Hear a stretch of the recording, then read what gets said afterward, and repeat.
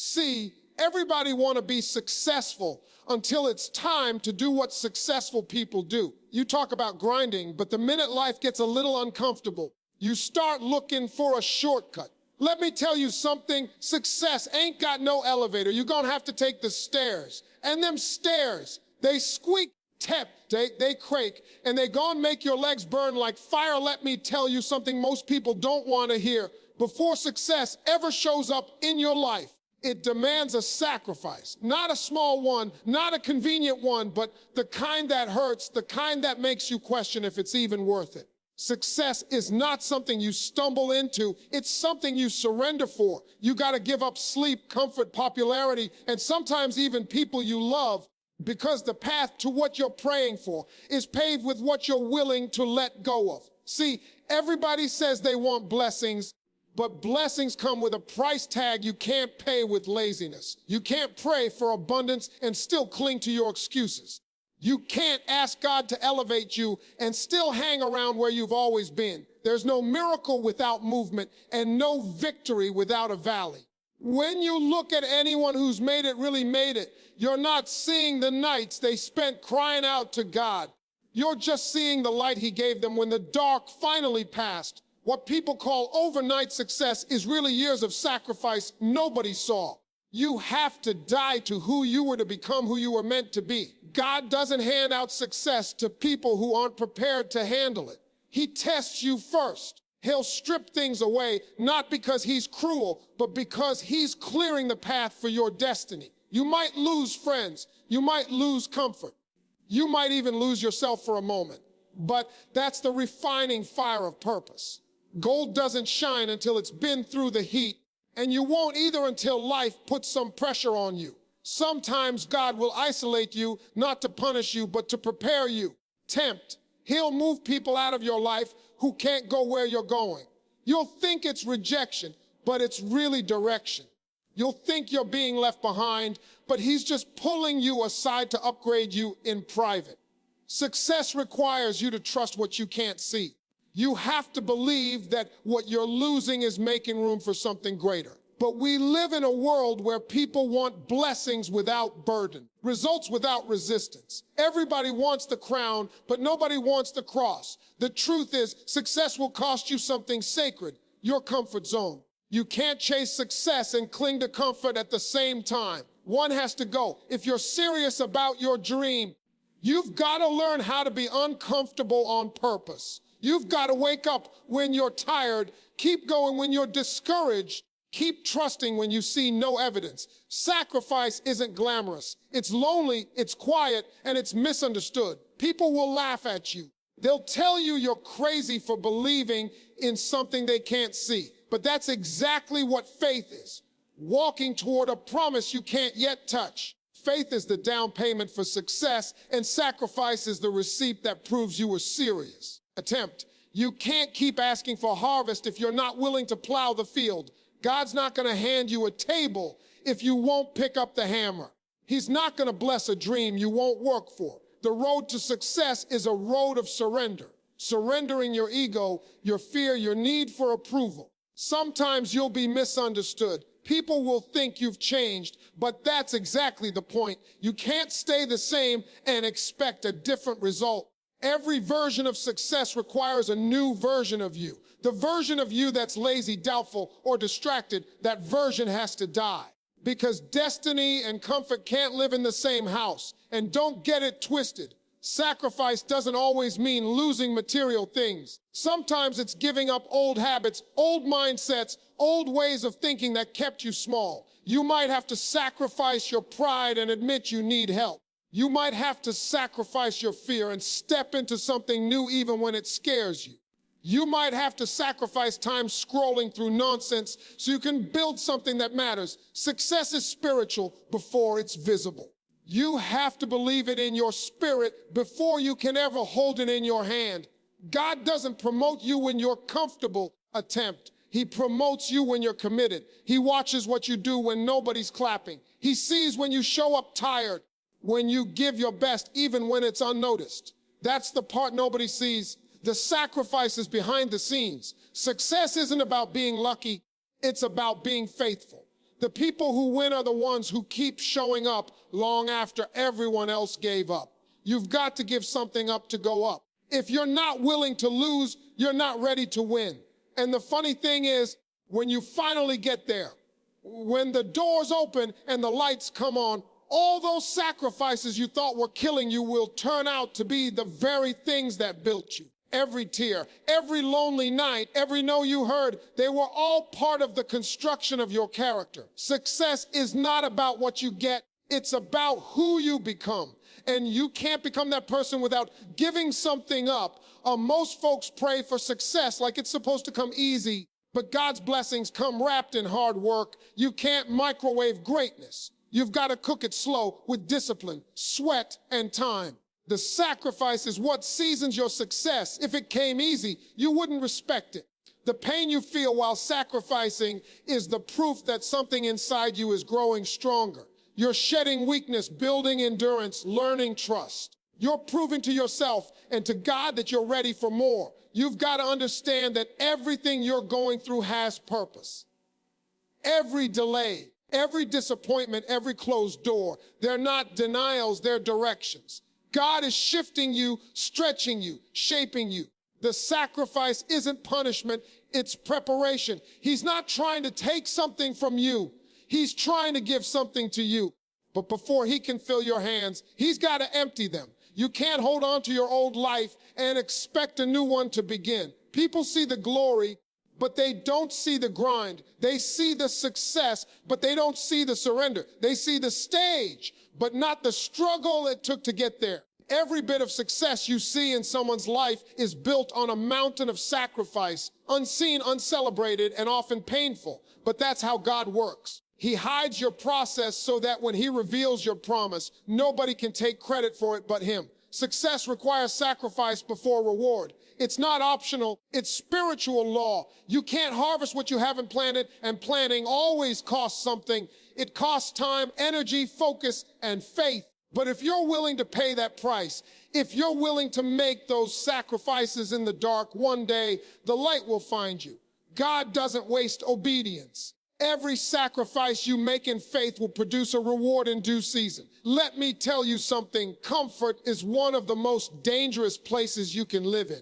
Comfort feels good, but it kills potential. It's soft, it's warm, and it whispers, you've done enough. When God is saying, attempt, I've got more for you. Comfort is the silent dream killer, the invisible ceiling that keeps you where you are. You can't grow in a place that was designed to keep you safe.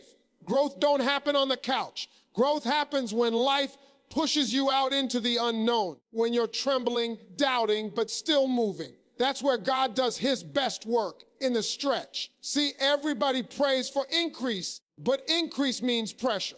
You want God to expand your territory, but expansion means he's got to break the walls you built around yourself. He's got to pull you out of what's familiar, because comfort will trick you into believing you've made it when really you just stopped moving. You can't get new blessings with an old mindset. God doesn't grow people in ease, he grows them in discomfort. Every time you feel that tension, that uneasiness, that's not punishment. That's the sound of you outgrowing your old level. The truth is, comfort breeds complacency. It makes you lazy in spirit. It makes you stop dreaming big. It makes you start settling. You start saying things like, maybe this is just how it's supposed to be. No, that's comfort lying to you. Comfort will make you quit the climb right before you reach the peak. It'll tell you the valley ain't so bad, that the view from halfway up is good enough. But God didn't bring you this far to leave you halfway. He didn't plant purpose in you just to let you die in comfort. You've got to be willing to be uncomfortable if you ever want to see what he really has for you. Sometimes God shakes up your life just to wake up your potential. He'll let something fall apart, not to hurt you, but to push you. You'll lose that job, that friend, that opportunity, and you'll think it's the devil, but it's really God saying, you got too comfortable. He knows you won't move unless he makes the ground beneath you shake. You can't reach destiny with a comfort mindset. Destiny requires discomfort. Every blessing carries a breaking before it's revealed. When life gets uncomfortable, that's when you start learning who you are. That's when faith becomes real. You can say you trust God all day long, but you don't really know it until you're standing in a storm with no plan, no backup, and no clue how it's going to work out. Discomfort forces dependence. It makes you call on God for real. It strips away pride, ego, and the illusion that you're in control. You start to realize that comfort never built character. Storms did. Every scar you carry is a sign that you kept going when it wasn't easy. Comfort is seductive because it feels like peace, but it's not. Real peace isn't found in what's easy. It's found in what's right. Sometimes God will take away what's comfortable so you can finally live what's possible. You'll never discover new oceans if you're too afraid to lose sight of the shore. That fear you feel, that's the sign you're close to something bigger. You've got to lean into that discomfort because that's where the growth lives. That's where purpose wakes up. You might be praying for God to make things easier, but he's trying to make you stronger. He's not going to lower the mountain. He's going to build your legs. He's not going to calm every storm. He's going to teach you how to sail through it. Discomfort is his training ground. You've got to stop praying for escape and start praying for endurance. Because the truth is, every great story starts with someone who got tired of being comfortable. They got tired of average. They got tired of excuses. They said, there's got to be more than this, and but it was waiting on the other side of discomfort. The people who grow the most aren't the ones with the best opportunities. They're the ones who refuse to stay comfortable. They're the ones who keep showing up even when it hurts. They're the ones who choose growth over ease, purpose over popularity. They know that comfort will never produce greatness, and greatness will never come cheap. You've got to be willing to stretch, to hurt, to be misunderstood, to be uncomfortable long enough for God to transform you. Don't let comfort fool you into thinking small. Don't let it make you forget that God didn't design you for average. He built you for impact. But impact comes with friction. The seed doesn't grow in sunlight alone. It grows when it's buried in the dirt, when it's covered, pressured, and unseen. You've got to trust that the dark you're in right now isn't your end. It's your beginning. That pressure you feel, that's the promise forming. That tight, the space you're in. That's the stretch of growth. You can't pray for wings and then complain when your back starts hurting. Growth will stretch you, success will test you, and God will use discomfort to deliver you into destiny. So don't run from what's hard. Run through it. The very thing you're trying to avoid is the thing that's designed to take you higher. Discomfort is not your enemy, it's your elevator. Every time life gets tough, remind yourself, this pain has purpose, this stretch has meaning. God is doing something new, and you can't receive it if you keep clinging to comfort. Let me tell you something. Failure is not your enemy, it's your education. Failure is the tuition you pay for wisdom. Everybody wants success, but nobody wants to pay the price of falling flat on their face a few times. Everybody wants to look blessed, but nobody wants to look broken on the way there. But hear me, every champion you've ever admired has a collection of losses that taught them how to win. Every wise person has been through seasons where nothing worked, where prayers seemed unanswered, where they questioned everything. That's the classroom of greatness. God doesn't teach through comfort. He teaches through correction, and failure is one of his greatest tools. You don't get wisdom from winning. You get it from losing and getting back up. You learn humility when the plan you thought was perfect falls apart. You learn patience when God tells you, not yet. You learn strength when you've got nothing left but faith. Failure doesn't mean God forgot you. It means he's forming you. He's chiseling away your pride, your doubt, your dependence on other people's approval. He's shaping your character so that when success finally comes, you can handle it without it destroying you. Because if you succeed too soon, without wisdom, your blessing can become your burden. See, we live in a world that hates failure. Social media makes it look like everybody's winning all the time. You scroll through and see highlight reels, not the behind the scenes pain. But what people hide, God honors because he knows what those failures built inside you. When you fail, it's not the end, it's the evidence that you tried. You stepped out in faith. You moved when others stood still. God can work with that. He can't bless comfort, but he can bless courage. And sometimes courage looks like failing forward, falling on your face, but falling in the direction of your calling. Failure teaches you things success never will.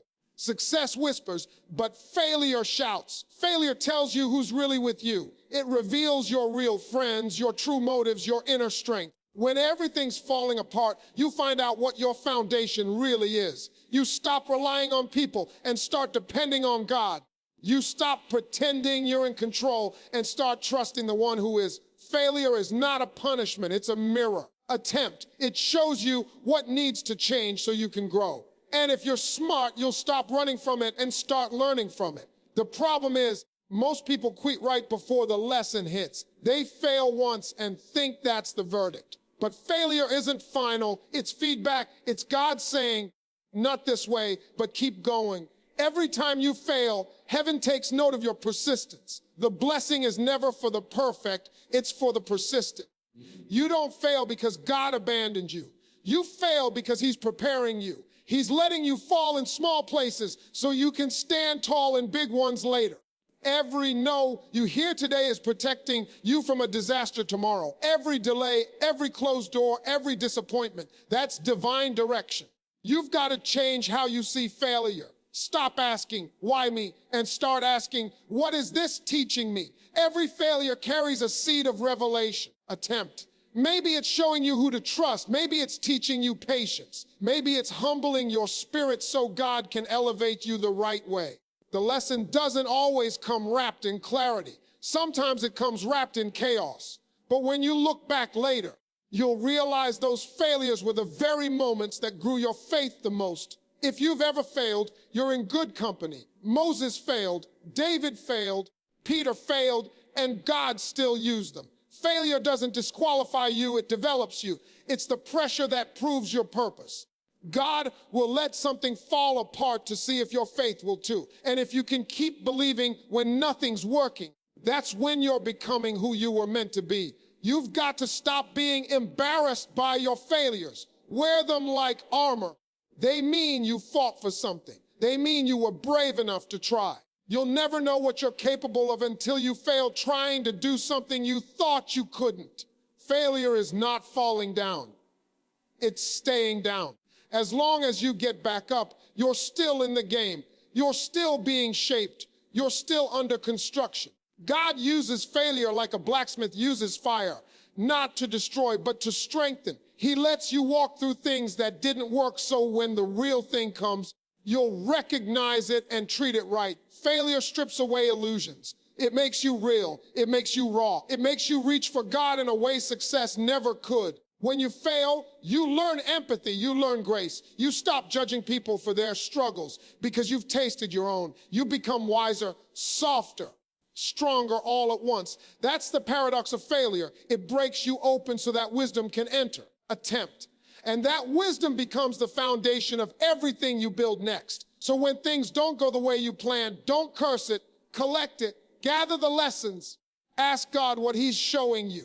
Because he wastes nothing. Every misstep, every heartbreak, every missed opportunity, they're all part of the blueprint. You can't skip failure and expect to be wise. Wisdom costs something. It costs time, pain, humility, and persistence. You pay for it with your disappointments, and the return is priceless. You'll look back one day and realize that your failures were really your favor in disguise. They kept you humble. They kept you hungry. They kept you on your knees. Success teaches you how to celebrate, but failure teaches you how to endure. And endurance is what carries you through when talent, luck, and opportunity all run out. That's why failure is sacred, because it's where you meet God for real. It's where you learn that his grace is enough even when you're not. Let me tell you something.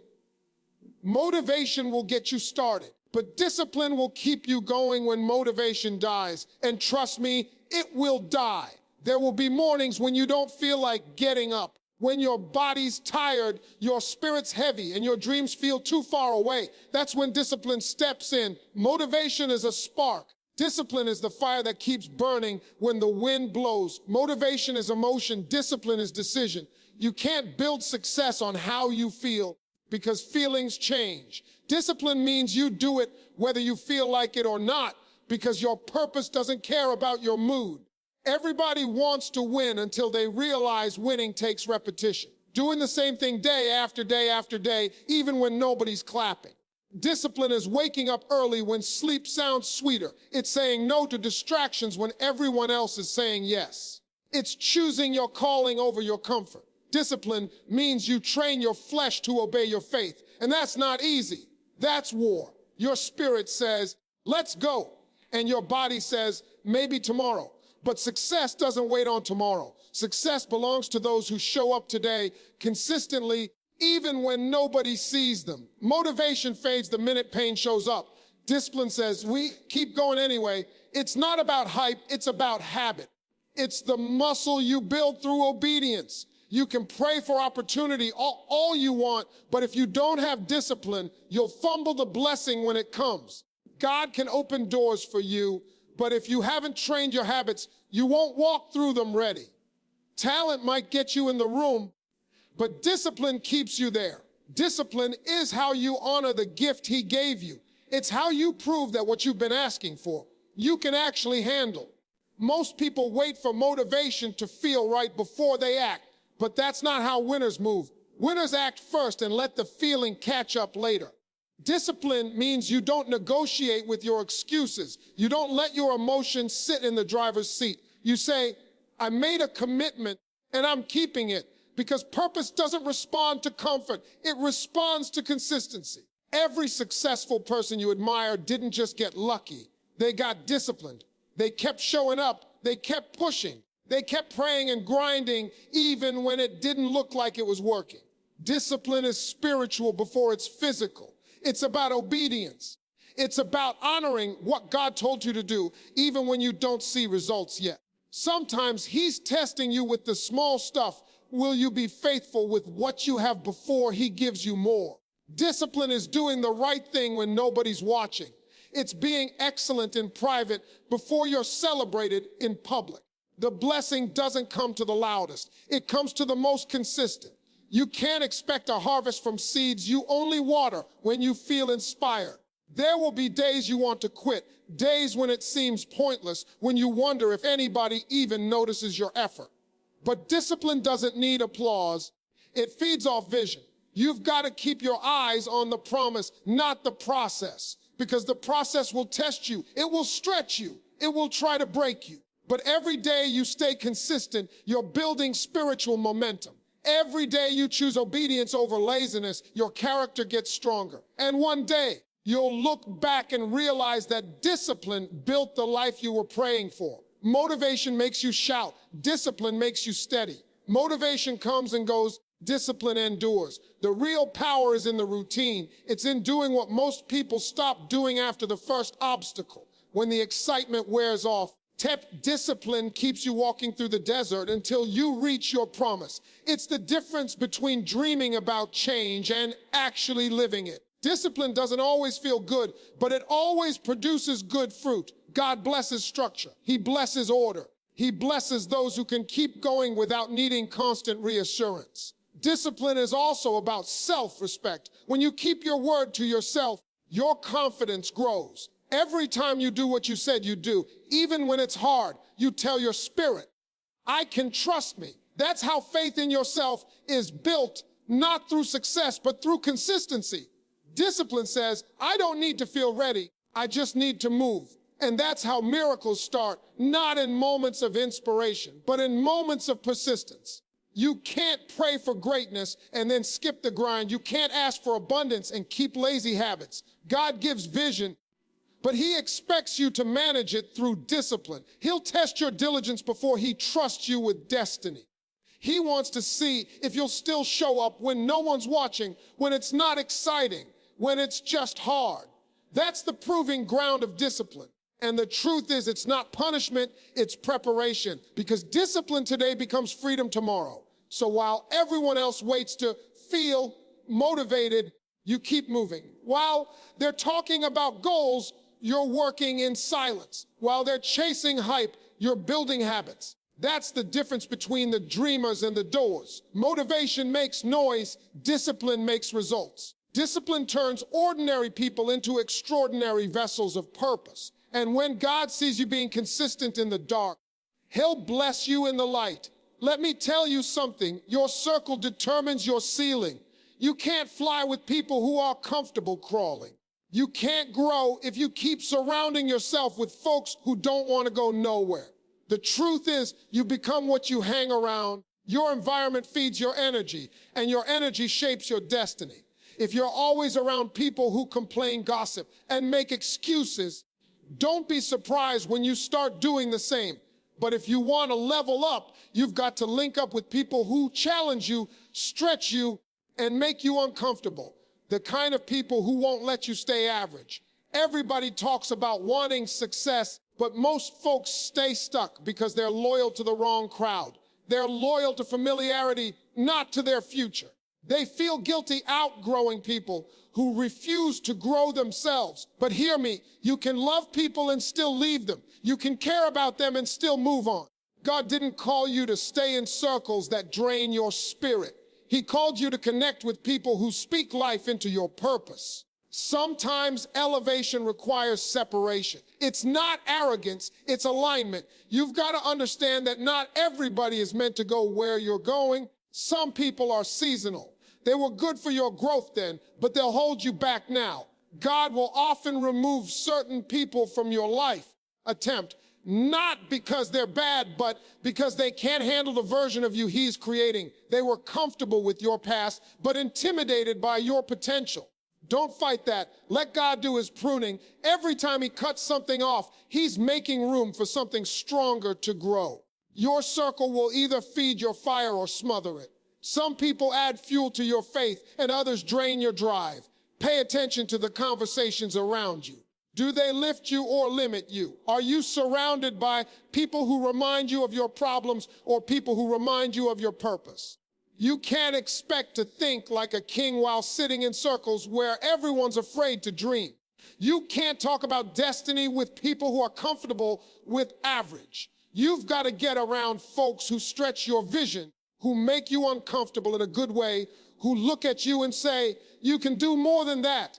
And listen, choosing your circle isn't about judging people. It's about protecting your anointing. You've got to guard your atmosphere like it's sacred, because it is. God can't bless you in a place full of negativity and small-minded energy. Sometimes the reason your spirit feels heavy isn't because of what you're carrying, but because of who you're carrying. You're trying to take people with you that were never meant to go, and God will start shaking your life until you let go. That shaking isn't punishment, it's promotion. Your circle should water your faith, not your fears. If every time you share your dream, someone tells you to be realistic, you're in the wrong room. Find people who see your potential before it's visible. Find people who celebrate your calling, not compete with it. Find people who can pray with you, not just party with you. Because you don't need more company, you need more covering. A strong circle will keep you accountable, focused, and faithful when your flesh wants to quit. Iron sharpens iron, but that means friction. The right people won't always tell you what you want to hear. They'll tell you what you need to hear. They'll correct you in love, push you to do better, remind you of your standards when you start settling. That's real friendship. That's divine connection. God sends those people as mirrors, mentors, and motivators. They don't compete with your light, they help it shine brighter. The danger of the wrong circle is that it normalizes mediocrity. You'll start shrinking to fit their comfort zone. You'll stop dreaming big because you don't want to make anyone else uncomfortable. But you've got to understand, playing small doesn't serve God. He didn't give you a gift just to keep it hidden because your circle doesn't understand it. The right people won't be intimidated by your growth. They'll be inspired by it. The wrong people will try to guilt you back into the old version of yourself because your growth exposes their stagnation. You've got to choose purpose over people pleasing. And sometimes that means walking alone for a season. Because solitude with God is better than company without purpose. Don't rush to fill silence with the wrong voices. Use that quiet time to let God prune, heal, attempt, and prepare you for the next level. When you're ready, He'll send the right ones. People who see your heart, not just your hustle. People who won't leave when it's hard, who pray for you when you're weak, who remind you of your calling when you forget. Your circle determines your ceiling. If you want to rise higher, you've got to climb with those who are also climbing. Stop expecting mountain-minded results with valley-minded people. The air is thinner at the top, but so is the noise. God will surround you with those who match your faith, your fire, and your focus, but only after you release those who don't. So pay attention to your circle, because who you walk with today determines how far you'll go tomorrow. Let me tell you something. Talent might open the door, but faith and persistence will keep it open. Talent is a gift, but it's not enough. You can be gifted, smart, talented, even anointed, but if you don't have the faith to believe when everything looks impossible, and the persistence to keep going when everything says stop, you'll never reach what God promised you. See, talent makes you impressive. Faith makes you unstoppable. Persistence is the bridge between your dream and your destiny. You can't just have potential. You've got to have perseverance. There are a lot of talented people who never made it, not because they weren't good enough, but because they gave up too soon. They stopped believing when it got hard. They let fear drown out their faith. They let failure convince them that God's promise had expired. But hear me, your talent might get attention, but your persistence earns favor. Faith is what keeps you standing when your strength runs out. It's what makes you say, God, I don't see how this is going to work. But I trust you anyway. That kind of faith moves mountains. That kind of persistence shakes heaven. Faith is not believing when it's easy. It's believing when it makes no sense. When the bills pile up, when the doors close, when the people you thought would support you disappear, that's when real faith stands up. Anybody can believe when the sun is shining, but it takes a soldier of faith to praise God in the storm. Faith says, I don't see it, but I know it's coming. And persistence says, until it comes, I'm going to keep walking. Those two together. That's a divine combination. That's how you survive the wilderness and make it to the promise. Persistence means you don't quit when it's quiet. It means you show up even when nobody's clapping. It means you keep planting seeds even when the ground looks dry. You keep doing the work when the reward feels far away. That's what separates the winners from the wishers. Persistence doesn't need proof. It just needs purpose. It's a spiritual stubbornness that says, I am not letting go until I see what God said. It's that Jacob kind of spirit that wrestles with life and says, I won't stop till I get my blessing. And let me tell you, faith without persistence is just a wish. You can pray all day, but if you're not willing to move your feet, nothing's going to happen. Faith requires action. You've got to move like it's already done. Work like it's already yours. God honors movement. He rewards those who refuse to quit. He might test your patience, but he'll never ignore your persistence. Every time you keep believing in the face of disappointment, heaven takes notice. Every time you keep walking when the road feels endless, your blessing gets closer. There's a reason God doesn't give you everything at once. He's building your endurance. He's teaching you to trust him, not your timeline. Because talent might shine for a moment, but only faith and persistence last through seasons. When the applause fades, when the opportunities dry up, when you're left with nothing but your belief, that's when your true power shows up. Success built on talent alone is fragile. Success built on faith is eternal. Some of you think God forgot about you because it's taking too long. But he didn't forget. He's forming. He's preparing the stage, the timing, and the strength you'll need when the door opens. You've got to trust that delay doesn't mean denial. The waiting season isn't wasted. It's working something in you. Persistence is faith in motion. It's saying, I'm tired, but I'm still going. I'm hurting, but I still believe. Every step you take in faith is a seed, and God will never let those seeds die. The truth is, talent can impress people, but only faith impresses God. You might not be the most gifted, the most connected, or the most qualified, but if you've got faith and persistence, you've got something more powerful than all of that. Faith turns obstacles into opportunities. Persistence turns pain into progress. That's how ordinary people do extraordinary things. You just keep showing up, keep praying, keep pushing, because God honors consistency. He rewards those who don't give up. Every blessing you see in someone's life is built on moments when they could have quit but didn't. They kept believing when nobody believed in them.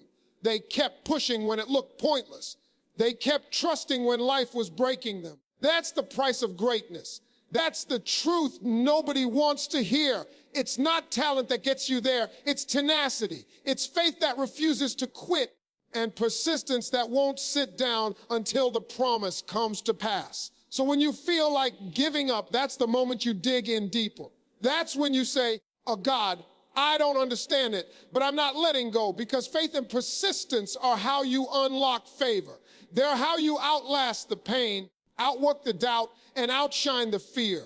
The world might count you out, but God will count your steps. And every step you take in faith brings you closer to the blessing He's already written with your name on it.